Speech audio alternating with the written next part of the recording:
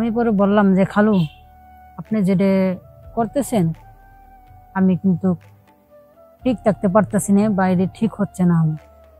তখন খালু আমার বলল যে আমি তো কিছু করতেছি না। আমি তো কিছু করি না। পরে আমি খালুরে বললাম, খালু আপনি এটা কি করতেছেন? খালু বলতেছে যে আমি তো কিছু করি না। কারণ আমি বললাম, খালু আপনি কি করতেছেন সেটা তো আমি দেখতে পারতেছি, কারণ আপনি যেটা করতেছেন আমি তো ঠিক থাকতে পারতেছি না। তখন খালু আমার বলতেছে, তোমার কিছু করতে হবে না, যা করা আমি করব, তোমাকে আমি মানুষের মতো মানুষ করব, আর তোমার যখন যা দরকার আমি সবকিছু তোমাকে দেব। তখন মনে করেন খালু ইদারিনি আমাদের বাসায় যাতায়াত করতো, কারণ কেউ মনে করেন কেউ মাইন্ড করতো না, কারণ উনি হচ্ছে আমার খালু। খালু যত তো পারে, খালুর লোকে আপনি যাইতেই পারে। পরে খালুর মনের মধ্যে যে কি কি চলতেছে সেটা আমি বুঝতে পারতেছি না, আমি ধরতে পারছি না যে খালু কি চায়। হ্যালো ভিউয়ার্স, আশা করি আপনারা ভালো আছেন, সুস্থ থাকবেন, সুন্দর থাকবেন এই কামনা করে আমি আজকে চলে এসেছি শ্রীপুরে এক পল্লী গ্রামে। সেখানে পাখির সঙ্গে তার জীবনের কিছু কথা, কিছু কাহিনী শুনতে এসেছি।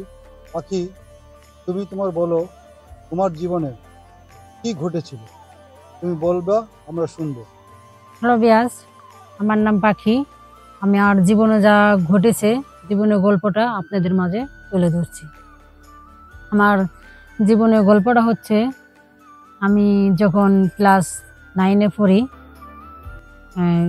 তখন আমি যখন ক্লাস 9-এ পড়ি, আমার এক খালু আমাদের বাড়িতে যাওয়া আসা করতো। আমাকে মাঝে মাঝে বলতো যে চলো পাখি আমরা ঘুরে আসি। আমার আব্বু আম্মুর কাছে আমাকে বলে নিয়ে যেত যে চলো ঘুরে আসো, কেউ মাইন্ড করতো না, কারণ উনি তো আমার খালু। আমরা পার্কে যাই ঘুরতাম, এটা ওটা খাইতাম, বা বিভিন্ন জায়গায় পার্কের চতুর্থ সাইডে আমরা ঘুরতাম, আনন্দ করতাম।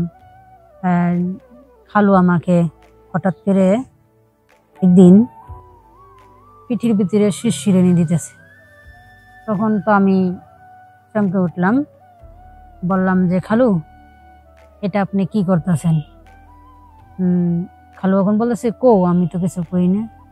আমি পরে বললাম যে খালু, আপনি যেটা করতেছেন আমি কিন্তু ঠিক থাকতে পারতেছি না, বাইরে ঠিক হচ্ছে না আমার। তখন খালু আমার বলল যে আমি তো কিছু করতেছি না। আমি তো কিছু করি না। আমি খালুরে বললাম, খালু আপনি এটা কি করতেছেন? খালু বলতেছে যে আমি তো কিছু করি না। কারণ আমি বললাম, খালু আপনি কি করতেছেন সেটা তো আমি দেখতে পারতেছি, কারণ আপনি যেটা করতেছেন আমি তো ঠিক থাকতে পারতেছি না। তখন খালু আমার বলতেছে, তোমার কিছু করতে হবে না, যা করা আমি করব, তোমাকে আমি মানুষের মতো মানুষ করব, আর তোমার যখন যা দরকার আমি সবকিছু তোমাকে দেব। তখন মনে করেন খালু ইদারিনি আমাদের বাসায় যাতায়াত করতো, কারণ কেউ মনে করেন কেউ মাইন্ড করতো না, কারণ উনি হচ্ছে আমার খালু। খালু যত তো পারে, খালুর লোকেও আপনি যাইতেই পারে।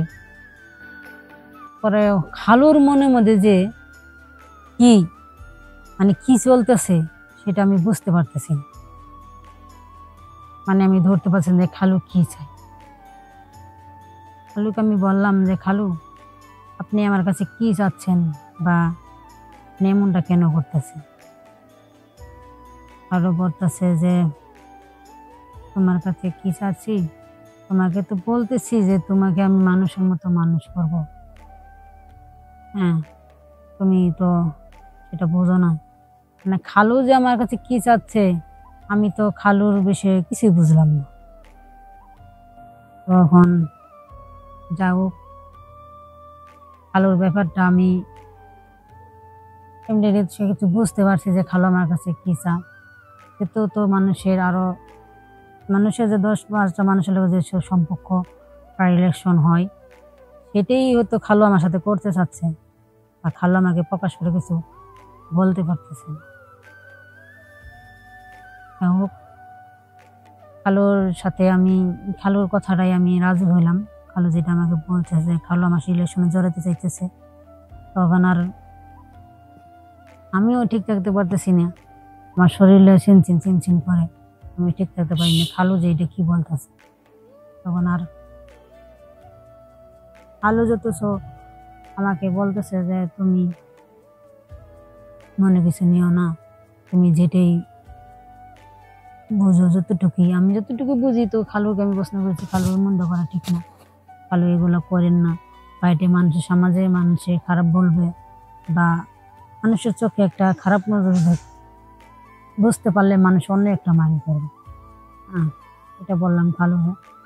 এখন খালু আমার বলতেছে যে না, এমন কোনো কিছু কেউ জানতে পারবে না বা কেউ বুঝবেও না, তোমার সাথে আমার কি হবে বা হবে, এটা আমাদের দুজনের ভিতরে থাকবে। তখন আর কি করবো, আমি খালুর কথাতে আমি রাজি হয়ে গেলাম।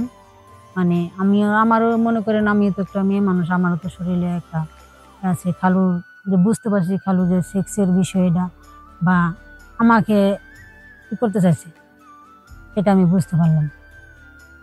তারপরে ওনার কি করবো, ওনার হ্যালো ভিউয়ার্স, আমরা তখন পাখির কথা শুনলাম।